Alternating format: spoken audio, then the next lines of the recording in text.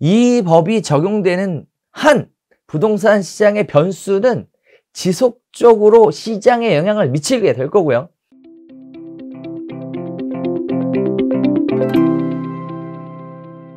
자, 종합부동산세 한번 보겠습니다.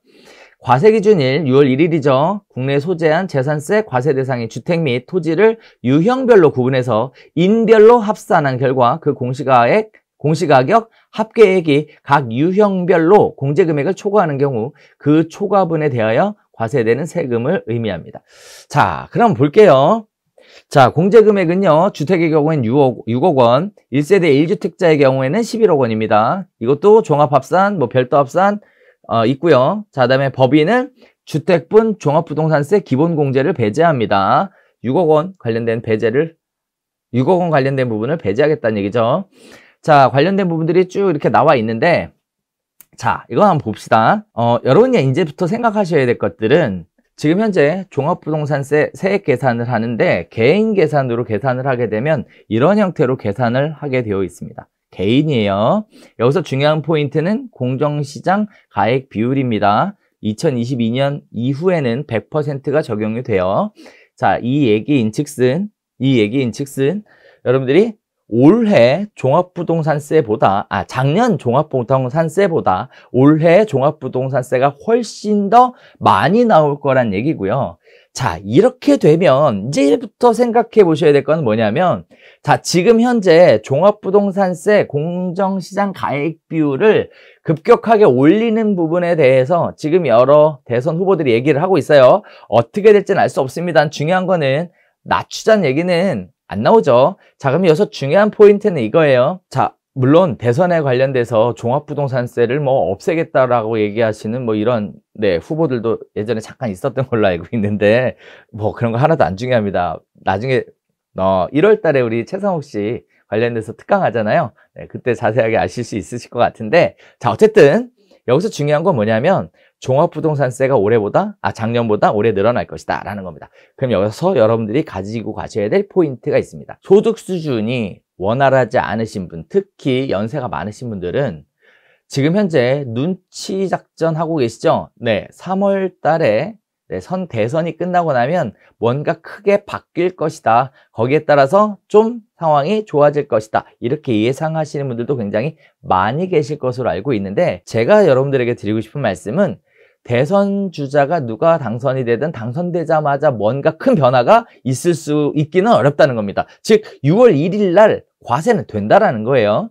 자, 그러면 6월 1일 날 과세 기준일에 과세가 될 때 소득 수준이 원활하지 않으신 분들은 종합부동산세 납부를 위해서 대출까지 받을 수 있는 상황이 발생할 수 있다는 얘기고요. 이 얘기인 즉슨 15억 원이 초과가 되는 주택 같은 경우에는 대출 자체가 되지 않기 때문에 종합부동산세 납부를 위한 대출 자체도 안 돼요. 안 돼. 그 얘기인 즉슨 여러분이 대선이 끝나자마자 바로 하셔야 될 것들이 뭐예요?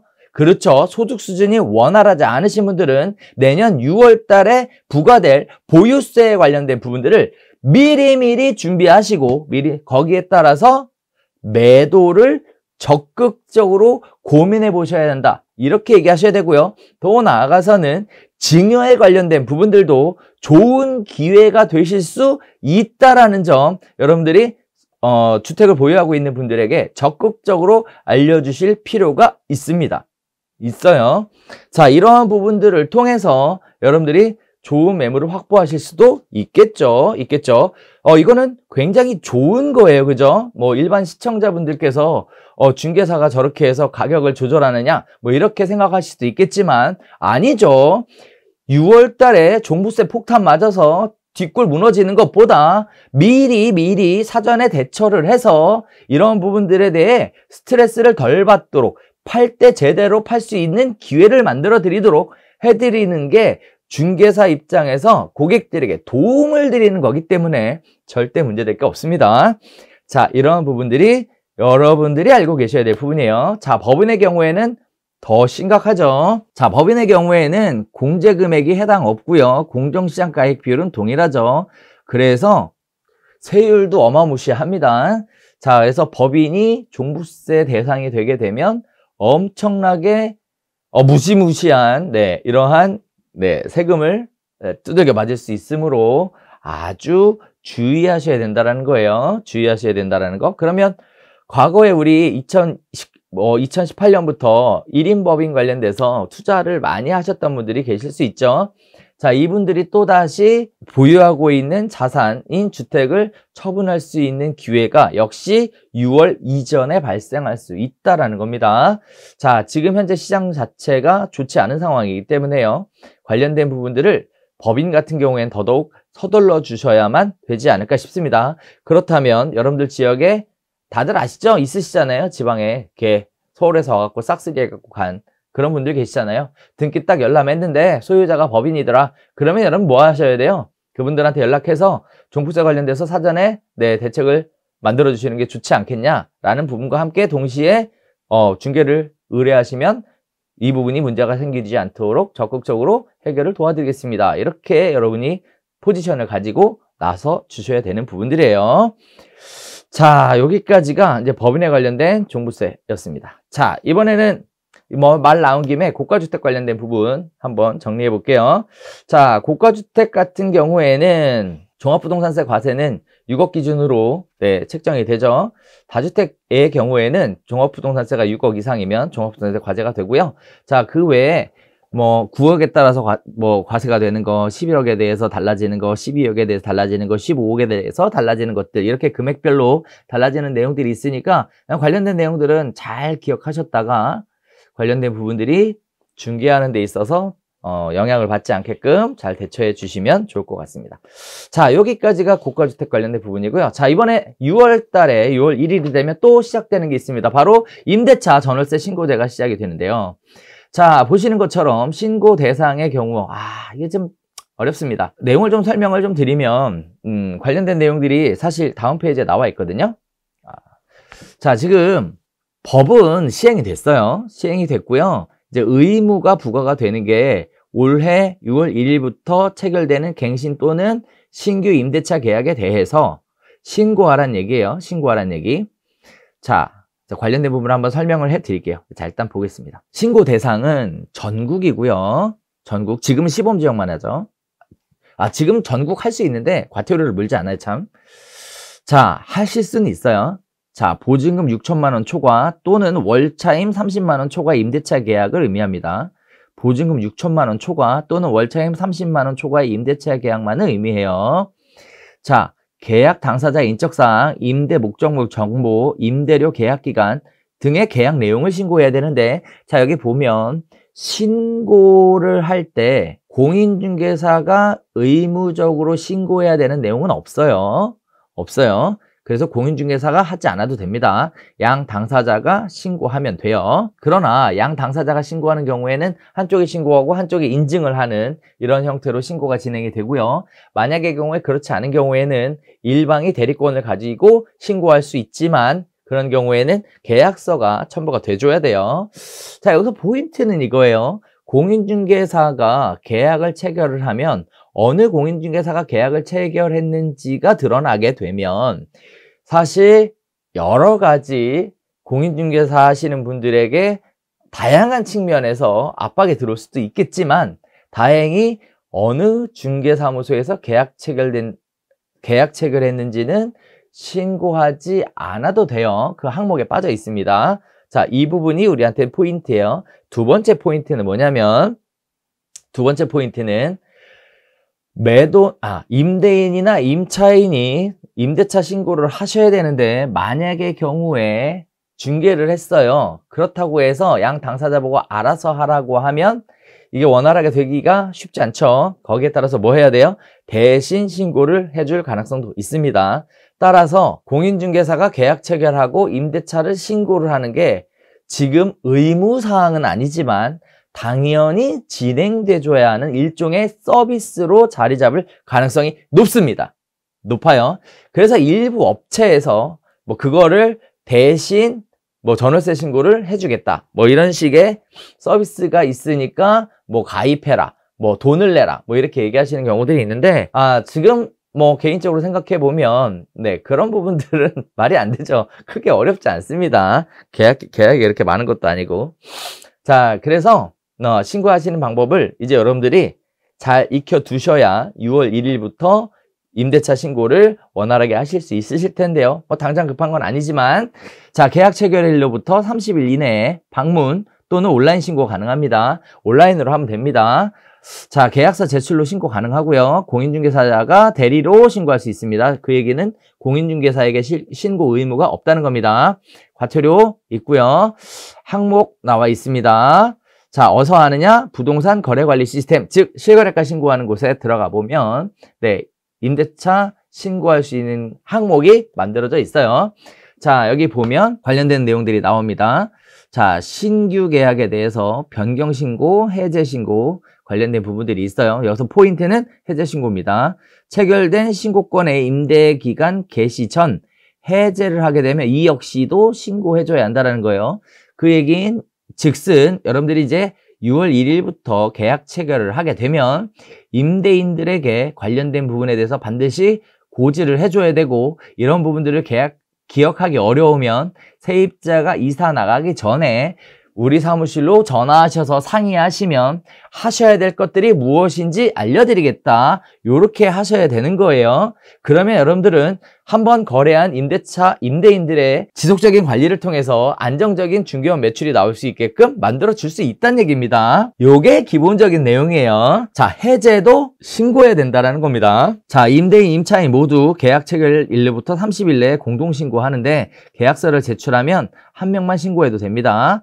단독, 다가구, 아파트, 연립, 다세대, 주거용 오피스텔, 기숙사, 고시원, 그 밖에 주거를 목적으로 사용하는 건축물이다. 다시 얘기하면 사람이 들어가 사는 집은 다 하란 얘기죠. 전국 단위로 다 하고요.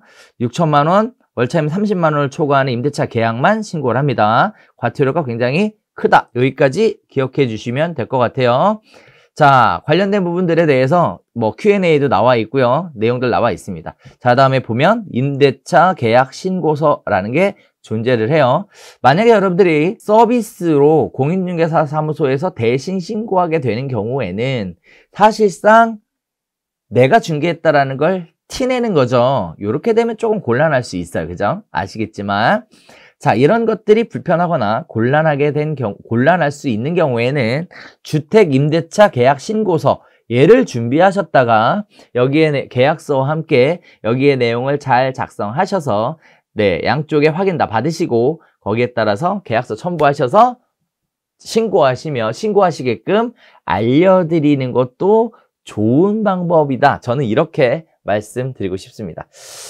자, 온라인으로 신고하는 것도 있고 직접 가서 신고하실 수 있게끔 주택임대차 계약 신고서라는 것을 미리 양식을 준비해서 제공을 해주시고, 계약 체결과 동시에 관련된 부분에 대해서 미리 작성을 할 것, 이렇게 하면 훨씬 더 원활하게 진행이 가능하다는 겁니다. 자, 만약에 온라인으로 진행하는 경우에는 네, 실거래가 신고하는 곳 아시죠? 이 사이트에 들어가서 네, 이 절차대로 신고를 하시면 되겠습니다.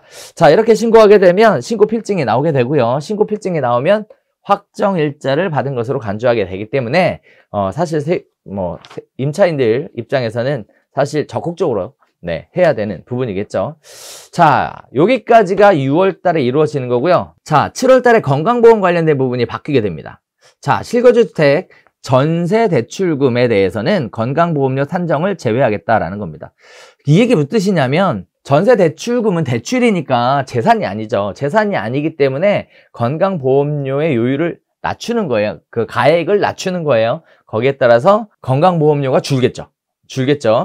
여기까지 좋아요. 자, 또 볼게요. 실거주 목적의 매입 또는 임차를 위한 대출금도 네, 빼겠다는 겁니다. 요 얘기는 요 얘기하고 동일하죠. 자, 여기서가 끝이 아니에요. 진짜 중요한 건 이 부분입니다. 자, 건강보험 피부양자 조건이 변경이 됩니다.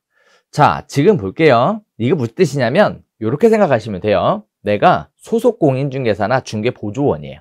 중개보조원.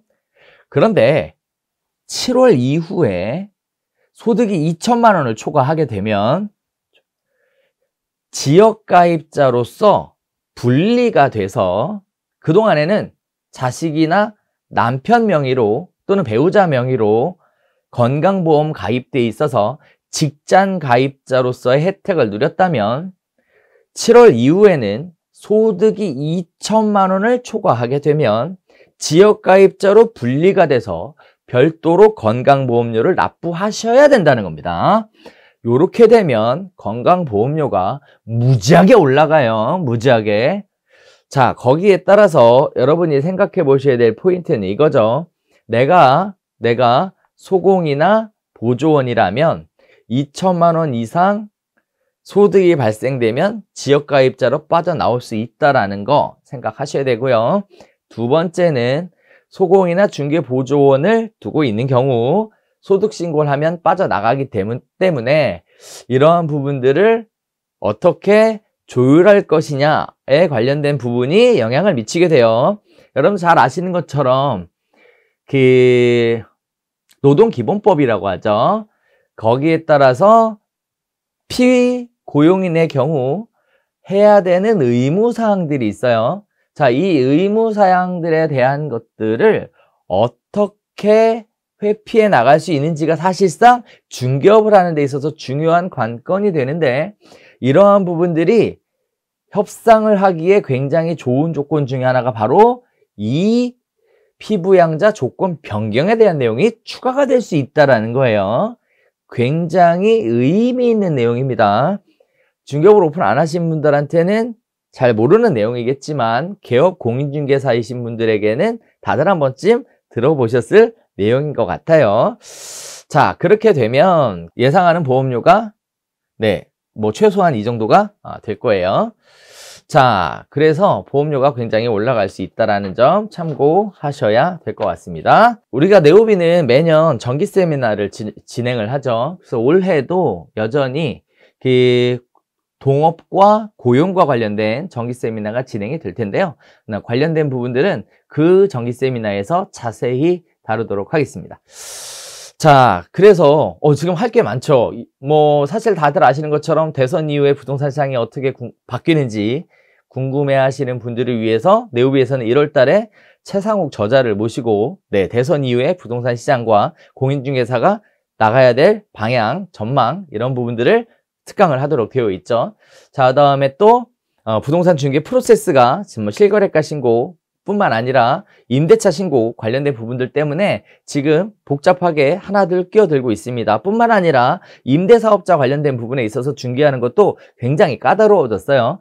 이런 부분들을 어떻게 해야 무리 없이 차근차근 진행할 수 있는지 부동산 중개 프로세스 관련된 부분들도 네오비에서 정기 세미나로 진행이 되고 있죠. 2월 달에 진행하도록 그렇게 되어 있습니다. 자, 다음에 또 3월 달에는 개정세법 관련돼서 황규철 세무사가 특강을 진행하도록 되어 있고, 자, 그리고 또 5월 달에는 노동법 관련돼서 동업과 고용과 관련된 부분들을 별도로 특강으로 진행하도록 되어 있어요. 이와 같이 네오비에서는 매월 부동산 중개업을 하시는 분들에게 꼭 필요한 내용들을 가지고 특강을 진행하고 있다는 점 다시 한번 안내 말씀 드리도록 하겠습니다.